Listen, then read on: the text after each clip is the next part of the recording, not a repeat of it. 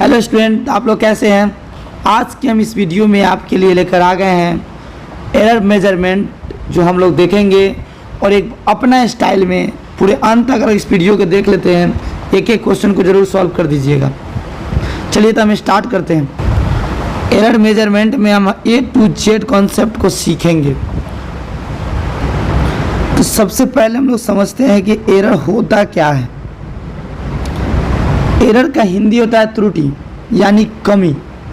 या समझिए एरर होता क्या है, पहले इस चीज़ को समझते हैं। ध्यान यहाँ दो, थोड़ा समझो अच्छा से। और कॉपी निकाल लो और साथ साथ कलम्बा भी निकाल लिया। ऐसा बैठा कि लगातार ही वीडियो का पूरा देखिए कि उठिए। तो एरर अपना समझते हैं कि जैसे मान लीजिए कि आपकी माताश्री आपको दुकान में भेजते हैं 5 केजी आलू लाने के लिए। यानी माताश्री आपको कितना आलू लाने के लिए भेजे? 5 केजी। यानी आपको जो लाना था वो कितना लाना था? 5 केजी। गए दुकानदार ने से मांगे 5 केजी आलू। वो मशीनमा में ऐसा ऐसी फिट कर दिले रहलक कि जे तोरा 5 केजी देवे के चाहिए तो तोरा के दे दिलक कितना?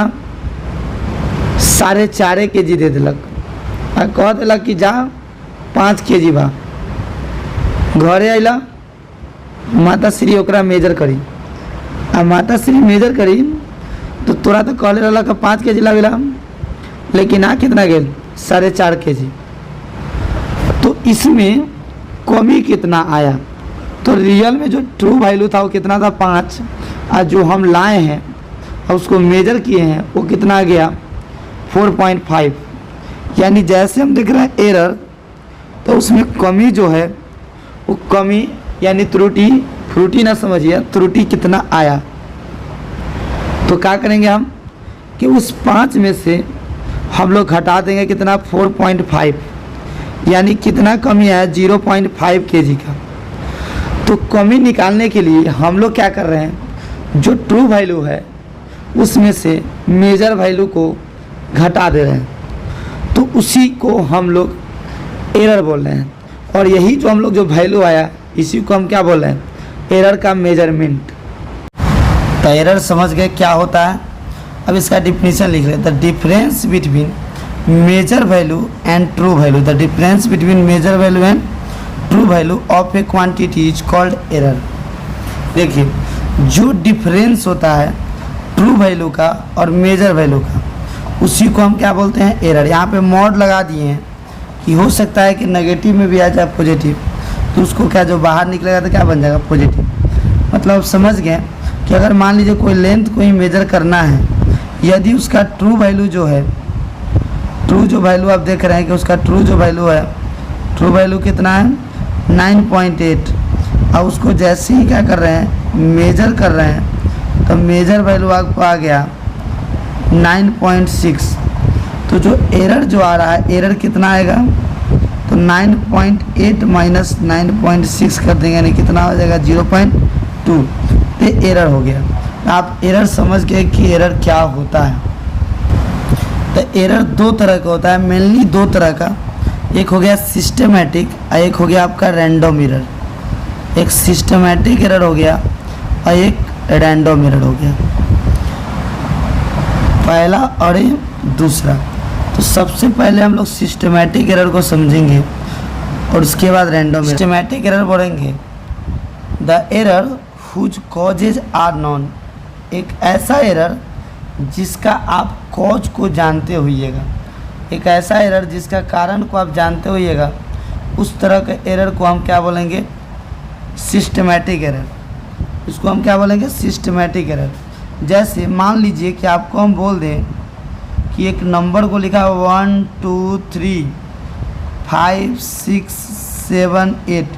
आपसे पूछे कि बताइए कि यहाँ पे कहाँ पे गलती है, तो आप आसानी से बता सकते हैं 3 और 5 के बीच में 4 होगा। यानी एरर कहाँ पे आ रहा है? इसके बीच में आ रहा है। तो इस गलतियाँ को आपको पता है, तो इस तरह का एरर क्या हो सकता है? Systematic error. यानी जो एरर के बारे में आप जानते हैं उस एरर को हम क्या बोलेंगे? Systematic error. ये जो सिस्टमेटिक एरर होता है या तो पॉजिटिव हो सकता है चाहे नेगेटिव हो सकता है, और इसका जो होता है ये यूनी डायरेक्शनल होता है, ये उसके पास एक ही डायरेक्शन होता है। अगर रैंडम एरर बोला जाए तो the error whose causes are unknown, जिस एरर के बारे में आप नहीं जानते हैं, मतलब जो एरर को नहीं जानते हैं। मान लीजिए कोई एग्जांपल ले लें कि अगर कहीं लिखा हुआ है 2.73 लाख इस तरह से, और कहीं पे लिखा हुआ है 0.223 लाख इस तरह से, कहीं पे लिखा है 999 इस तरह से लाख, तो इसमें आपसे पूछेंगे कि यहाँ पे कहाँ पे मिसिंग है, तो कोई ऑर्डर इस तरह से लिखा ही नहीं है। तो इसमें पहचानने में आपको दिक्कत, जो एरर का आप पकड़ नहीं सकते हैं वो एरर क्या हो जाएगा आपका, रैंडम एरर। और जिस एरर के बारे में आप जानते हैं उस तरह का एरर क्या हो जाएगा, सिस्टमेटिक एरर। तो एरर दो तरह का होता है, जिस एरर के बारे में जानते हैं सिस्टमेटिक है, जिसको बारे में नहीं जानते हो क्या हो गया, रैंडम एरर। तो इसमें रेगुलर में नहीं रहता, इरेगुलर रहता है, और इसमें रेगुलर रहेगा, यूनी डायरेक्शनल रहेगा। अब टाइप ऑफ सिस्टमेटिक एरर देख रहे हैं, जो मेन जो देख रहे हैं टाइप ऑफ सिस्टमेटिक एरर, तो इसमें जो होता है टाइप और मेनली 3 तरह का होता है। पहला जो देख रहे हैं वो है आपका इंस्ट्रूमेंटल एरर, इंस्ट्रूमेंटल एरर हो गया।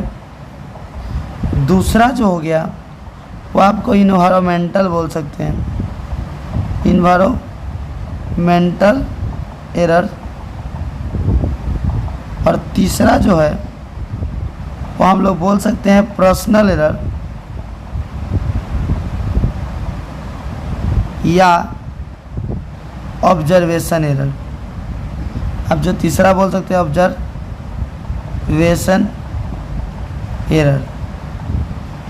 3 तरह के एरर बोले। सिस्टमेटिक एरर कितने तरह के हैं, 3 तरह के, इंस्ट्रूमेंटल, दूसरा इन्वायरमेंटल और तीसरा पर्सनल। देखिए इंस्ट्रूमेंटल एरर, जैसे मान लीजिए कोई चीज़ को हम मेजर करने गए, मान लीजिए कि आपको फीवर ही मेजर करना है, बॉडी का टेम्परेचर मेजर करना है, जिसके लिए आप यूज़ किए थर्मोमीटर। और थर्मोमीटर लेकर गए तो पता चला कि थर्मोमीटर ही ख़राब है, और मेजर करने जाएंगे तो बॉडी का टेम्परेचर भी क्या आएगा, गलत ही मेजर होगा। तो जो एरर जो इंस्ट्रूमेंट के कारण होगा उसको हम क्या बोलेंगे, इंस्ट्रूमेंटल एरर। मान लीजिए आप किसी स्केल को ही ले जाते हैं मेजर करने के लिए, तो स्केल को ले जा रहे हैं, स्केल में नंबरिंग क्या है सही से नहीं किया हुआ है, यानी जो है उसका 0 पोजीशन ये सब सही से नहीं लिखा हुआ है, यानी वो इंस्ट्रूमेंट में ही एरर आ गया, तो इंस्ट्रूमेंटल एरर बोलेंगे। इन्वायरमेंटल एरर हो गया, जैसे मान लीजिए कहीं पे हम किसी एक्सपेरिमेंट करने गए, ऑब्जर्वेशन करने गए, और वहाँ पर क्या हो गया, कंडीशन चेंज हो गया। कंडीशन मतलब टेम्परेचर चेंज हो गया, चाहे प्रेशर चेंज हो गया, चाहे मान लीजिए वहाँ वाइब्रेशन होने लगा, मान लीजिए कोई चीज़ वेटे मेजर करने गया वहाँ वाइब्रेट कर रहा है, ये सब हो गया, चाहे मान लीजिए वहाँ का प्रेशर चेंज हो गया। तो ये सब के कारण जो इन्वायरमेंट के कारण होगा, इन्वायरमेंटल कंडीशन के कारण होगा, तो उस एरर को बोलते हैं इन्वायरमेंटल एरर। पर्सनल एरर जो आप खुद के कारण हो, जैसे मान लीजिए थर्मामीटर से मेजर करना है और बॉडी को लगाना है क्या आगे, मतलब मान लीजिए जो थर्मामीटर का जो मेन जो होता है उसका जो पारा वाला जो नोकीला जो, उसको हम लोग मुंह पे डालते हैं, अब उसको हम पीछे वाला डाल देंगे तो सही बता पाएगा नहीं। चाहे मान लीजिए डिजिटल थर्मामीटर लेके जाते हैं तो उसको 0 पे नहीं किए और लगा देंगे तो क्या मेजर सही कर पाएगा, नहीं। तो वो सब पर्सनल एरर हो गया, चाहे ऑब्जर्वेशन एरर भी बोल सकते हैं, यानी आपको ऑब्जर्वे नहीं करने आ रहा है या इम्प्रॉपर सेटिंग नहीं करने आ रहा है इंस्ट्रूमेंट का, तो उस तरह के एरर को हम क्या बोलेंगे, पर्सनल एरर बोलेंगे। चलिए इसका डिफिनीसन समझते हैं। तो डिफिनीसन देख लीजिए और कॉपी में फेयर बना लीजिए, क्योंकि हम आपको जो लाए हैं इसमें आप यहाँ से आराम से लिख भी सकते हैं, समझ सकते हैं, आपका एक नोट भी बना सकते हैं। तो एकदम इजी लैंग्वेज में लाए हैं, इजी लैंग्वेज में लिखा हुआ है। तो इंस्ट्रूमेंटल एरर क्या है, इसको देखिए क्या लिख रहे हैं इंस्ट्रूमेंटल एरर को। Instrumental error those error due to imperfect design of manufacturing और मिसयूज ऑफ मेजरिंग इंस्ट्रूमेंट, मतलब मेजरिंग इंस्ट्रूमेंट जो है उसका सही से डिजाइन नहीं किया है, यानी इंस्ट्रूमेंट में गड़बड़ी है देख, तो उस तरह के एरर को क्या बोलेंगे हम लोग, इंस्ट्रूमेंटल एरर। तो इसलिए इसको हमको कैसे घटा सकते हैं, इस तरह के कमी को कैसे दूर कर सकते हैं, तो जो इंस्ट्रूमेंट करेंगे एक्यूरेट इंस्ट्रूमेंट रहना चाहिए, मतलब ख़राब नहीं रहना चाहिए, सही इंस्ट्रूमेंट रहना चाहिए। इन्वायरमेंटल एरर क्या हो गया? This error are due to changes in external environmental condition such as temperature, pressure, humidity, dust, vibration. मतलब कह रहा है कि एक ऐसा एरर जो एराइज हो रहा होगा किसके का चेंज होने के कारण, एक्सटर्नल जो इन्वायरमेंटल जो कंडीशन जो होता है उसके कारण। तो उस तरह के एरर को क्या बोलेंगे? इन्वायरमेंटल एरर बोलेंगे। ऑब्जर्वेशन एरर क्या बोलेंगे? This error arises due to improper setting of instrument या केयरलेस इन टेकिंग ऑब्जर्वेशन। जो ऑब्जर्वेशन ले रहे हैं उस पर हम ध्यान ही नहीं दे रहे हैं, तो उस तरह के एरर को हम क्या बोलते हैं? ऑब्जर्वेशन एरर, यानी इसको हम पर्सनल एरर भी बोल सकते हैं। समझ गए? तो रैंडम एरर जो हम नहीं जानते हैं जिसके बारे में, उसको रैंडम एरर, सिस्टमेटिक एरर समझ गए। तो रैंडम एरर निकालने के लिए बहुत बार हम लोग एक्सपेरिमेंट करते हैं और उसका मीन वैल्यू निकाल के हम लोग क्या करते हैं? चेक करते हैं। जैसे मान लीजिए रैंडम एरर आपको निकालना है, तो हम लोग क्या करेंगे? मान लीजिए किसी चीज़ को मेजर कर रहे हैं तो उसको बहुत बार एक्सपेरिमेंट करेंगे। मान लीजिए एक बार इतना आ गया, एक बार इतना आ गया, एक बार इतना आ गया, एक बार इतना आ गया, तो सबको जोड़ देंगे और उसको हम मीन निकाल देंगे। तो जो आएगा तो उससे हम लोग क्या करते हैं? अप्रॉक्स वैल्यू पता कर लेते हैं। तो आप समझते हैं कि एब्सोल्यूट एरर क्या है। तो एब्सोल्यूट एरर जो है मेरा, वो होते क्या है, पहले इस चीज़ को समझिए। ये क्या है? The magnitude of difference between mean value and each individual value is called absolute error. Suppose कीजिए कि एब्सोल्यूट एरर हम बोलते किसको है, इस चीज़ को पहले समझते हैं एग्जाम्पल से।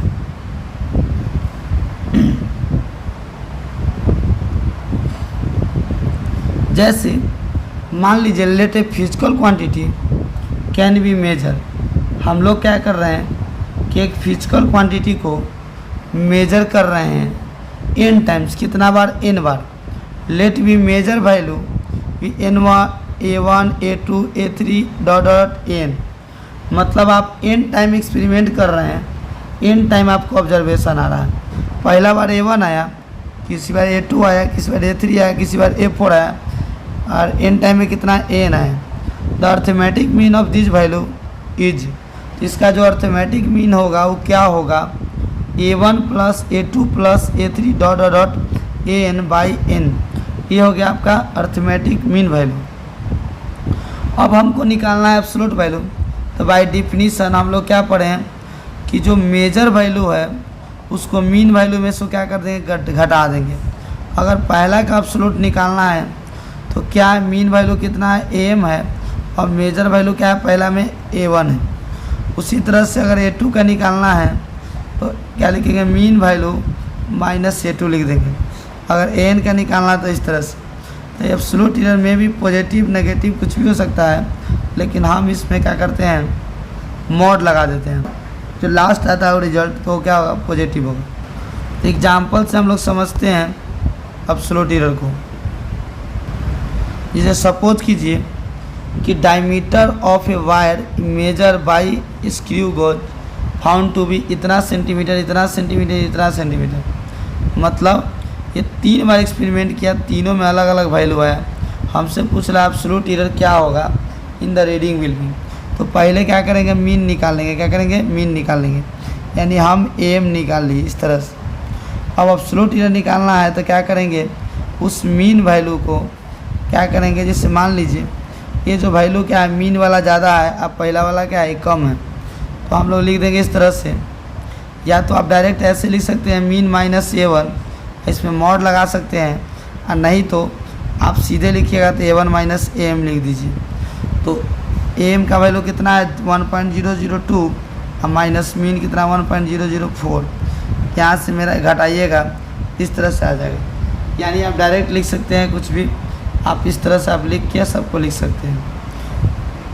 यानी मीन वैल्यू में से एब्सोल्यूट वैल्यू को घटाते चले जाना है। आप मोड लगाए हैं सब में इस तरह से, ये आपका आ गया एब्सोल्यूट वैल्यू। तो आप देख लिए कि एब्सोल्यूट एरर हम लोग कैसे निकालते हैं। तो एब्सोल्यूट एरर निकाल दिए। अब देखिए कि अब आगे क्या करेंगे।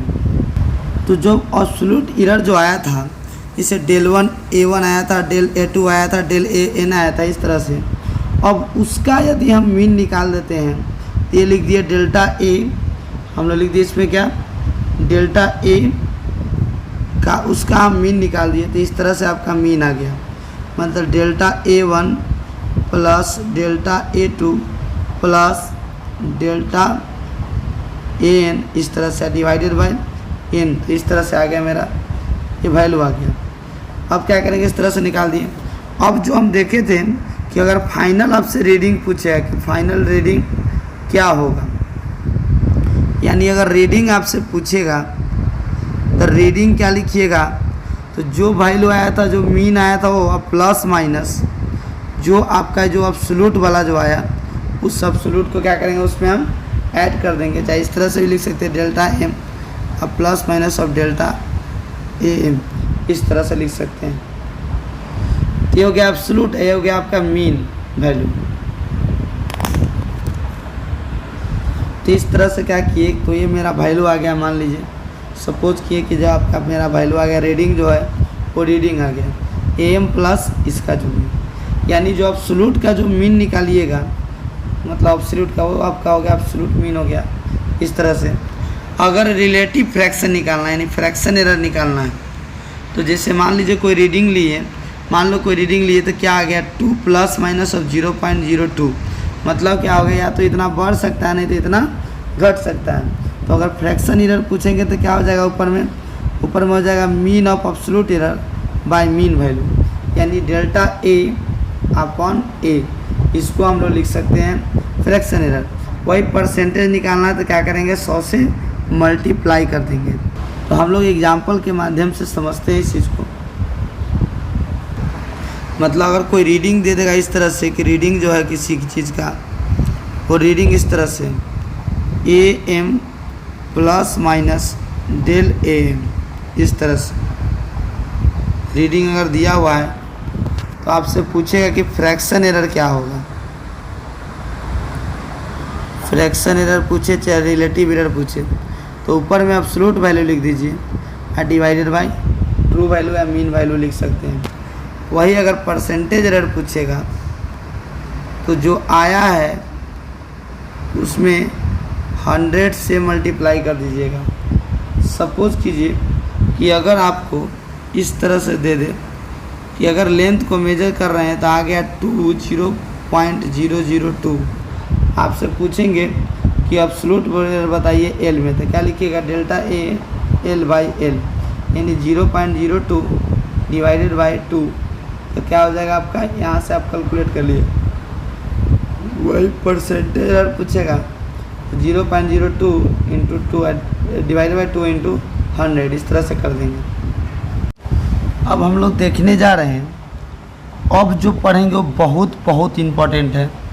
अभी जो हम लोग देख रहे हैं कि हम लोग जो एरर के जो है वो कैसे जोड़ते हैं, घटाते हैं, मल्टीप्लाई करते हैं और डिवाइड करते हैं। मतलब सबसे पहले देखेंगे इन केस ऑफ एडिशन। जैसे मान लीजिए कि कोई फार्मूला जेड है और जेड जो फार्मूला है उसमें ए है और प्लस बी है, यानी जेड का फार्मूला में क्या है, ए प्लस बी। यदि ए में भी कुछ एरर दिया हुआ है, बी में भी कुछ एरर दिया हुआ है, तो ये फिक्स है कि जेड में भी एरर आएगा। तो वही हम लोग देख रहे हैं कि वो एरर को हम लोग कैसे कैलकुलेट करेंगे और क्या होगा।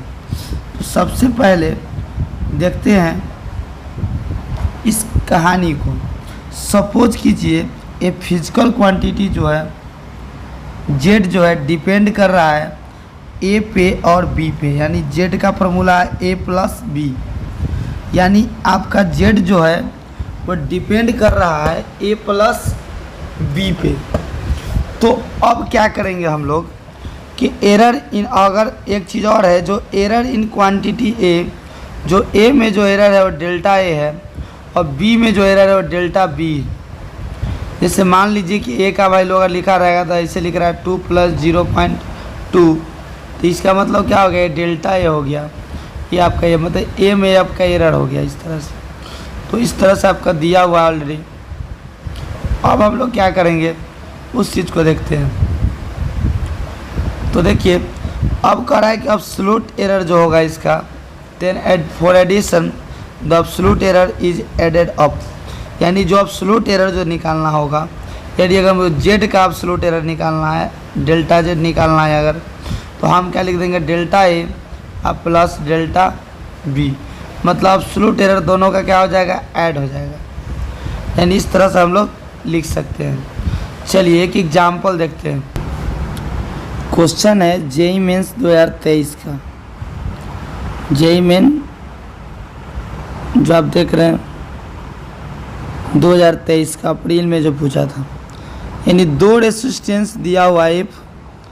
R1 जो रेसिस्टेंस है वो दिया हुआ है 10 प्लस माइनस 0.2 ओम, और R2 जो है वो दिया हुआ है 5 प्लस माइनस 0.3 ओम। कह रहा है कि अगर दोनों को कनेक्ट कर दिया सीरीज में, then find the equivalent resistance. Equivalent resistance क्या होगा, if they are connected in series, यदि सीरीज में जोड़ते हैं हम, तो हम लोग जानते हैं कि आर इक्विवेलेंट का जो फॉर्मूला होता है सीरीज में होता है R1 प्लस R2, इस तरह से। तो हम कैसे सॉल्व करेंगे, तो इसके लिए हमको यानी रीडिंग निकालना है आर इक्विवेलेंट। तो सबसे पहले इस दोनों को जोड़ लीजिएगा, कितना हो जाएगा 10 और 5 कितना हो जाएगा 15, यानी प्लस माइनस, ये तो हम लोग लिख दिए। और ये जो एब्सोल्यूट एरर है यानी डेल्टा आर जो हम लोग लिखेंगे वो डेल्टा R1 और प्लस डेल्टा R2 लिखेंगे, यानी 0.2 प्लस 0.3, यानी जो हम जो लिख रहे हैं यहाँ से हो जाएगा 0.5। तो ये आ गया आपका डेल्टा आर, यानी यहाँ पे रख देंगे, दिया जाएगा 0.0, इस तरह से इतना हो। यानी क्या समझे कि आर इक्विवेलेंट अगर हमको निकालना था तो आर प्लस डेल्टा आर इस तरह से लिख देते। तो आर क्या हो गया, R1 प्लस R2 ऐड कर दिए, और डेल्टा आर दोनों जो एब्सोल्यूट वैल्यू है उसको हम लोग जोड़ दिए, और दोनों जो जोड़ के आए उसको यहाँ रख दिए, और ये दोनों जो जोड़ के आए उसको यहाँ रख दिए।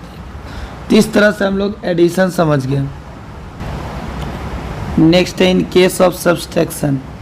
यदि मान लीजिए कोई फार्मूला जो है जेड लिख रहे हैं, ए माइनस बी लिख रहे हैं, और ए में जो ए का जो एब्सोल्यूट है वो दे दिया है डेल्टा ए, और बी का जो है डेल्टा भी दे दिया है, यानी मैक्सिमम जो एब्सोल्यूट एरर जो है ऑफ जेड का वो दिया हुआ है, यानी डेल्टा जेड क्या होगा, डेल्टा ए जो होगा और delta A plus delta B, यानी एब्सोल्यूट एरर क्या होता है, जुटता है।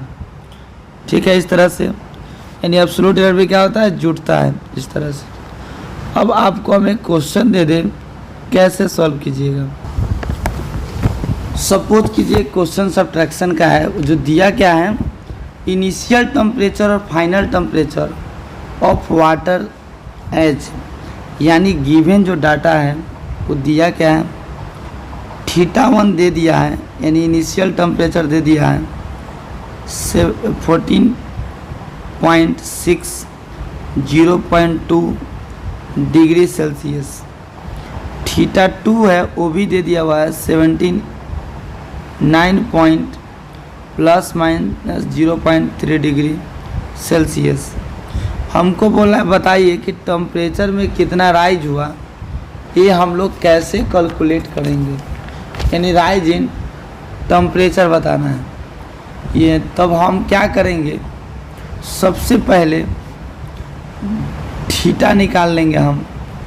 थीटा कैसे निकलेगा, तो θ1 θ2 माइनस θ1, यानी देखिएगा कि डिफरेंस बताना है। क्या बताना है, डिफरेंस, यानी राइज कितना हुआ, राइज मतलब अंतर कितना बढ़ गया, यानी वो बताना है।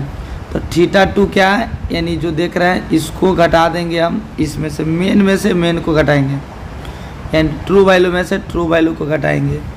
जब इसको घटाइएगा तो आ जाएगा 37.7 डिग्री सेल्सियस।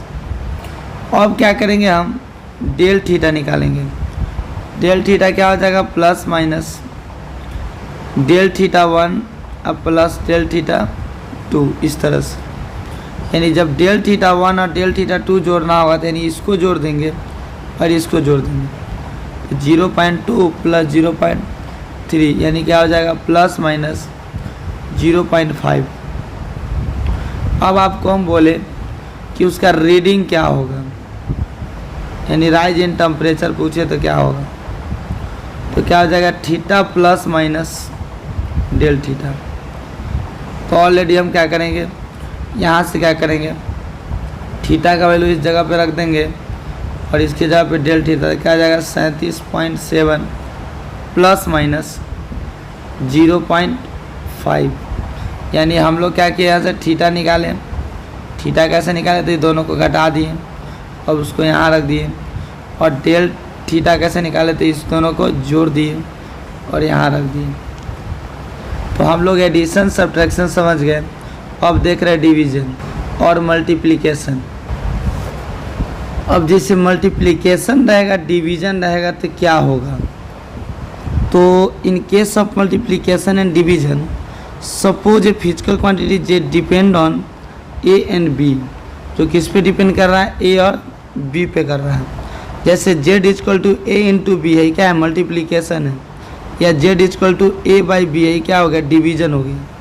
तो दोनों केस में जो आपका जो एरर होगा, कौन सा एरर, मल्टीप्लाई वाला डिवाइड वाला में कोई भी जो रिलेटिव एरर बोलिए या एब्सोल्यूट एरर बोलिए, तो वो क्या लिखाता है हमको, डेल्टा जेड यानी एब्सोल्यूट एरर ऑफ जेड जो होगा वो क्या लिखाएगा, absolute error fraction of A by absolute error fraction of B, इस तरह से।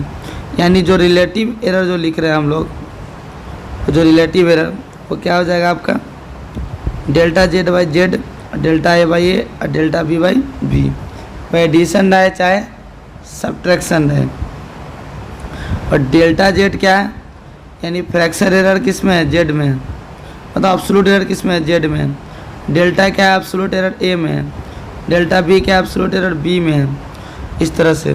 तो अगर हमको जेड में पूछेगा कि बताइए कि एब्सोल्यूट एरर क्या होगा, अगर इस तरह से इक्वेशन रहे चाहे इस तरह से रहे, तो क्या लिखेंगे, delta Z by Z, delta A by A और plus delta B by B, इस तरह से। यानी डिवीज़न हो चाहे मल्टीप्लिकेशन, उसमें एरर क्या होता है, जुड़ता है।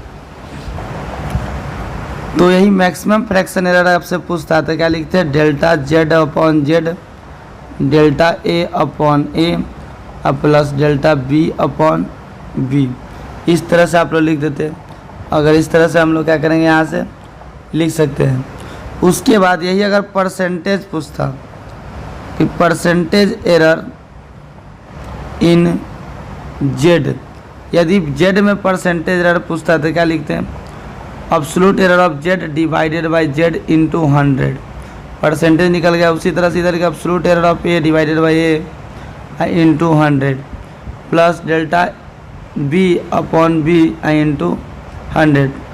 तो इस तरह से हम लोग क्या करते हैं, लिख देते हैं। अच्छा, इसी को क्या पढ़ेंगे, percentage error in Z is equal to percentage error in A plus percentage error in B. मतलब क्या किए कि अगर जेड में परसेंटेज एरर निकालना है तो ए का परसेंटेज एरर प्लस बी का परसेंटेज एरर दोनों को क्या करेंगे, हम लोग जोड़ देंगे। मान लीजिए सपोज कीजिए कि ए में 2% दे दिया, अब बी में 3% पूछा है कि जेड में कितना परसेंट होगा, तो दोनों को क्या कर देंगे, जोड़ देंगे, यानी कितना हो जाएगा 5%, इस तरह से। तो हम लोग मल्टीप्लिकेशन समझ गए। तो डिवीज़न और मल्टीप्लिकेशन देख लिए। डिवीज़न में भी अगर रहेगा, सपोज कीजिए अगर x equal to A by B रहेगा, यानी कोई फार्मूला है ए बाई बी, इस तरह से अगर आपसे पूछे कि डेल्टा, और दे दिया कि डेल्टा ए जो है एब्सोल्यूट एरर है किसका मेजरमेंट में, ए का मेजरमेंट में, डेल्टा बी एब्सोल्यूट एरर है बी के मेजरमेंट में, और delta x absolute measure of calculate of x. Division जो है एक्स जो है क्या है, डिवीज़न है ए और बी का, तो मैक्सिमम फ्रैक्शन एरर पूछेगा अगर एक्स में तो क्या लिखेंगे, मैक्सिमम फ्रैक्शन एरर यानी डेल्टा एक्स अपॉन एक्स जो लिखेंगे डेल्टा ए बाई ए और plus delta B by B, इस तरह से हम लोग लिख देंगे। अगर परसेंटेज निकालना होगा तो क्या करेंगे हम, परसेंटेज एरर ऑफ एक्स निकालना होगा तो क्या लिखिएगा, percentage error of in A और plus percentage error in B, इस तरह से हम लोग लिख सकते हैं। मान लीजिए X equal to A by B दे दिया और पूछेगा परसेंटेज एरर इन एक्स पूछेगा, परसेंटेज एरर किस में पूछेगा, एक्स में, तो क्या लिखिएगा delta A upon A into 100 plus delta B by B into क्या लिखिएगा 100, इसको बोलेंगे percentage error in A plus percentage error in B. मतलब ए और बी में अगर परसेंटेज एरर दे देगा तो दोनों का परसेंटेज एरर क्या हो जाएगा, जुट जाएगा। इस तरह से हम लोग लिख सकते हैं। यदि सपोज कीजिए स्पेशल केस जो हम लोग देख रहे हैं, स्पेशल केस में क्या है कि अगर x इक्वल टू दे देगा a के पावर n और b के पावर m, अब बोलेगा कि परसेंटेज एरर बताइए चाहे फ्रैक्शन एरर बताइए x में, तो डेल्टा x अपॉन एक्स लिख देंगे और ये जो पावर ही बगल में आ जाएगा। पहले a रहता था सीधे लिखते थे डेल्टा a बाई a लिखते थे, अभी पावर वो मल्टीप्लाई में आ जाएगा, प्लस b का क्या लिखते थे डेल्टा b बाई b लिखते थे, लेकिन अब इसके पावर में 1 नहीं है, अब m है तो m से मल्टीप्लाई। अगर परसेंटेज पूछता, percentage of delta x upon x into 100 percentage error पूछता तो क्या हो जाता है, इस सब में मल्टीप्लाई हो जाता है 100 से, क्या हो जाता है मल्टीप्लाई हो जाता है इस तरह से। यानी आपका पूछता कि परसेंटेज एरर इन अगर x में पूछता तो क्या हो जाता है m into percentage error in a plus m into percentage error in b। यानी क्या करते हैं, इसका पावर इंटू इसका परसेंटेज एरर, इसका पावर इंटू इसका, इस तरह से हम लोग लिख देते हैं।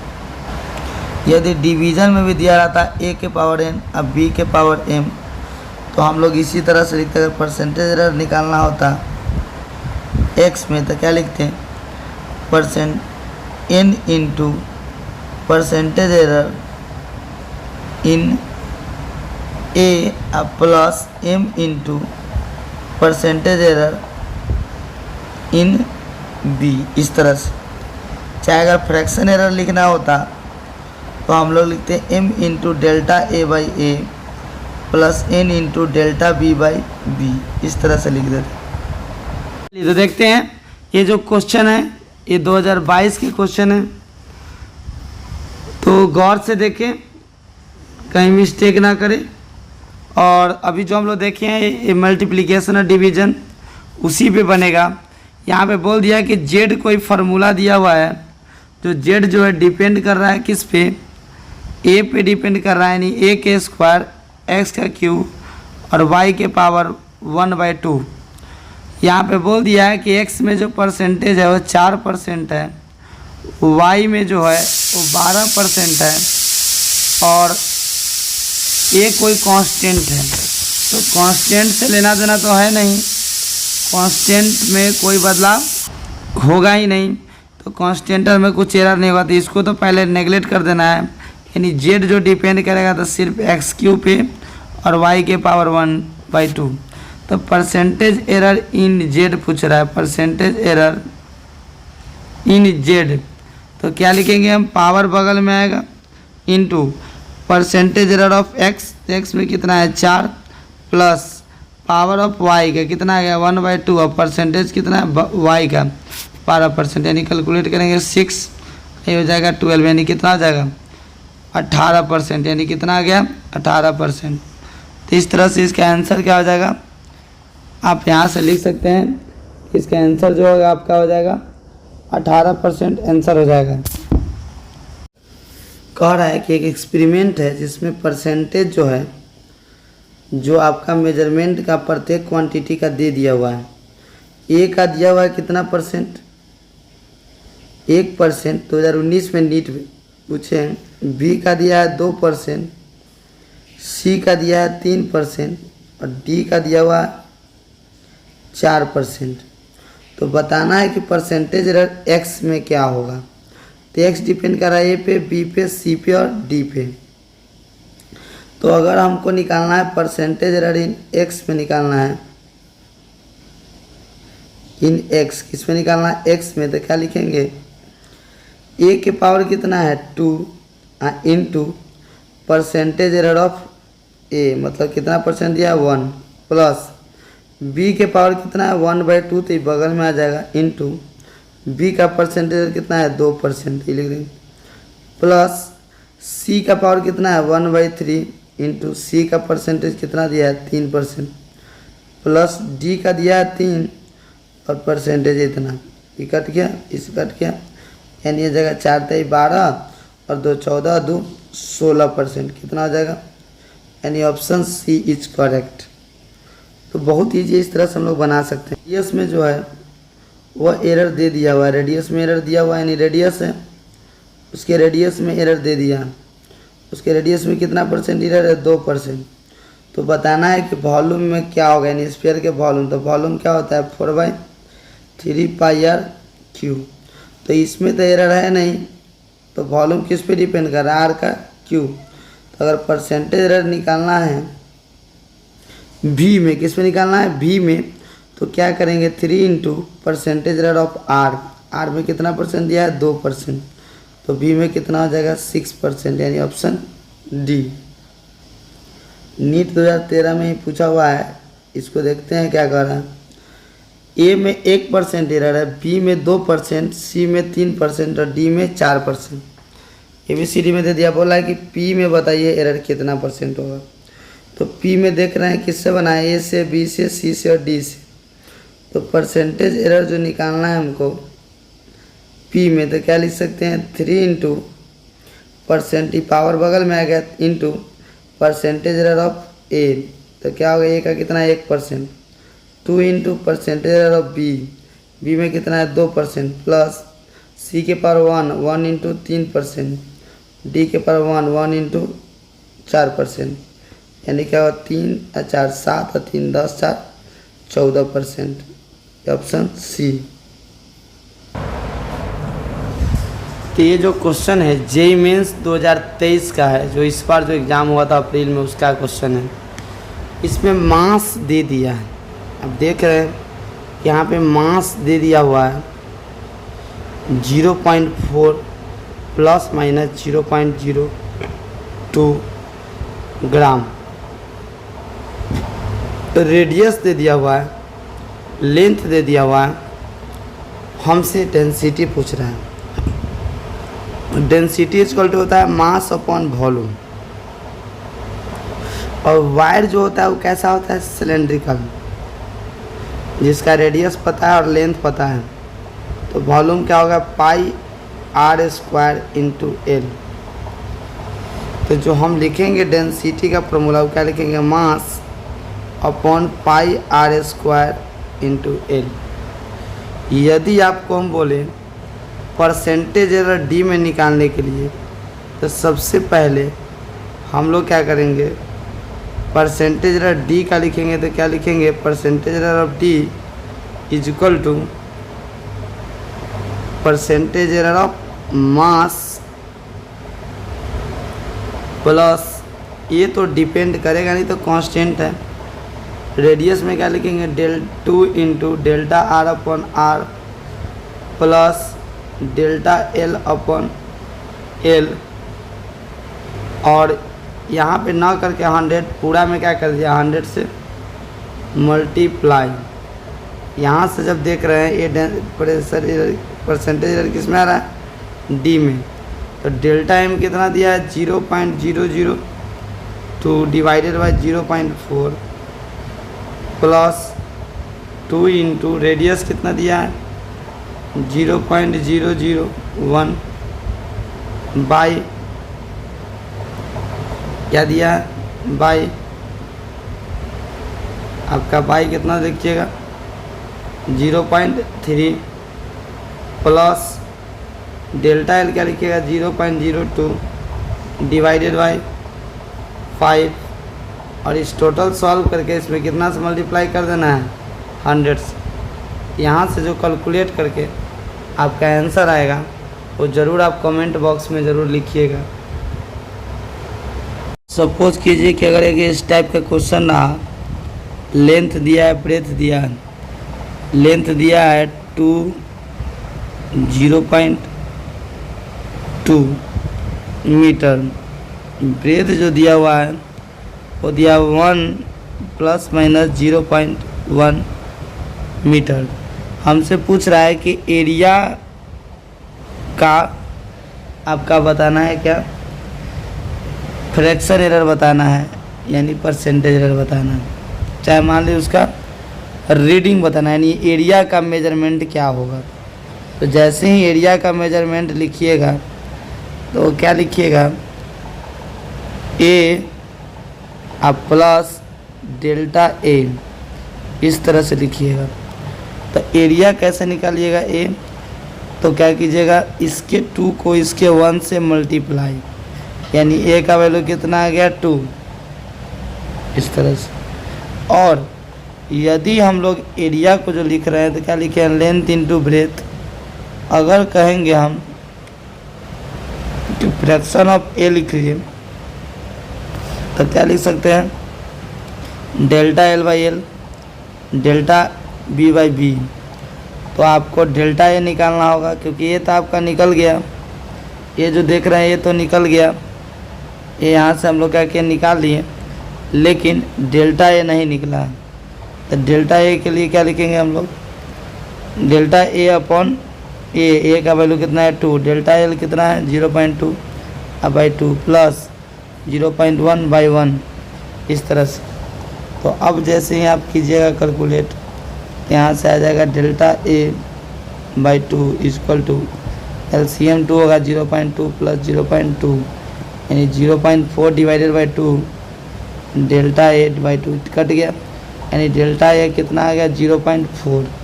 तो डेल्टा ए आ गया। अब हम देख रहे हैं कि यहाँ से डेल्टा ए आ गया।